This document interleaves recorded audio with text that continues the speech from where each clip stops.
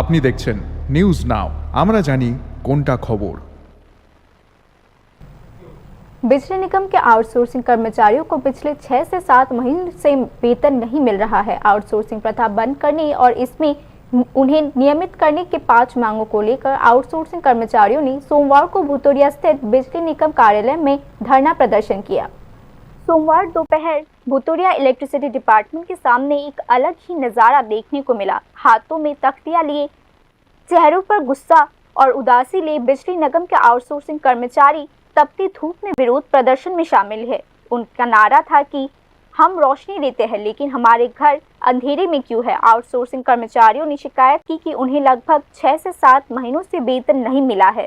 संबंधित कर्मचारियों ने शिकायत करते हुए कहा, 6,000 रुपए का वेतन भी काफी नहीं है। मैं तूफान और बारिश में बिजली के खंभों की मरम्मत करता हूँ, लेकिन जब मैं वेतन लेने जाता हूं तो मुझे महीनों इंतजार करना पड़ता है। दुर्गा पूजा बस आने ही वाला है लेकिन वेतन नहीं मिल रहा है।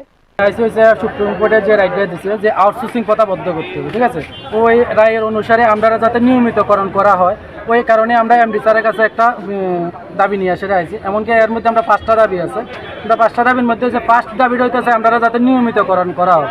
কী কারণে আউটসোর্সিং কথাটাতে আপনি একটা জিনিস চিন্তা করেন, ত্রিপুরা রাজ্যের মধ্যে কারোর বাড়িতে যদি কাজের মাসিও যদি থাকে, কাজের মাসির বেতন আছে 10,000 টাকা, আর আমরা টেকনিক্যাল অ্যাসিস্ট্যান্ট অপারেটর ভাইয়েরা 6,000 টাকা পাই। কাটটা একটা ঠিকাদার দিয়ে সেটা টাকা দিয়ে আছে 6 মাসে 7 মাসে একবার টাকা দিতে আছে। সামনে দুর্গা পূজা, বড় বড় যারা অফিসার আছে তারা তো 20, 1 লাখ 1.5 লাখ টাকা পাইতেছে। তারা সবাই বউ বাচ্চা সবাই কাপড় চোপড় কিনতে পারবো।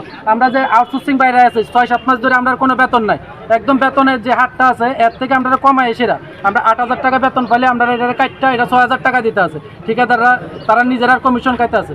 যাতে এই পথটা যাতে বদ্ধ করে যাতে আমরা যাতে নিয়মিতকরণ করা, যেটা সুপ্রিম কোর্টের আইন হয়েছে। এমনকি পাশাপাশি আমরা কিছুদিন আগে হইতে আছে 2 মাস অন্তর অন্তর কেউ না কেউ অ্যাক্সিডেন্ট হইতে আছে, আমরা বাইরেরা হারাইতে আছি।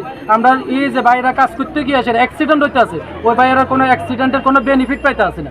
মানে না ফ্যামিলি সাহায্য পাইতে আছে, না বউ কোনো জব পাইতে আছে, না ছেলের কোনো সাহায্য করতে আছে। এমন নিয়মিত আমরা লোক হয়ে যাইতে আছে। प्रदर्शनकारियों ने आउटसोर्स एम्प्लॉयज को नियमित करने, समय पर वेतन भुगतान, कर्मचारियों के लिए पर्याप्त सुरक्षा उपकरण उपलब्ध कराने, ईपीएफ, ईएसआई आदि की व्यवस्था करने की मांग की। उल्लेखनीय है कि सर्वोच्च न्यायालय पहले ही आउटसोर्सिंग की प्रथा को रोकने का आदेश दे चुका है। हालांकि इस आदेश का पालन नहीं किया जा रहा।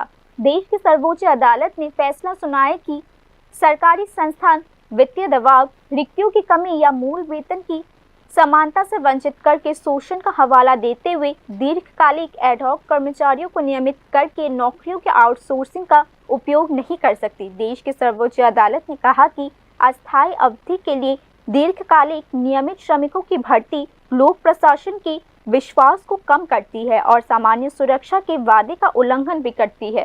Bureau report, news now.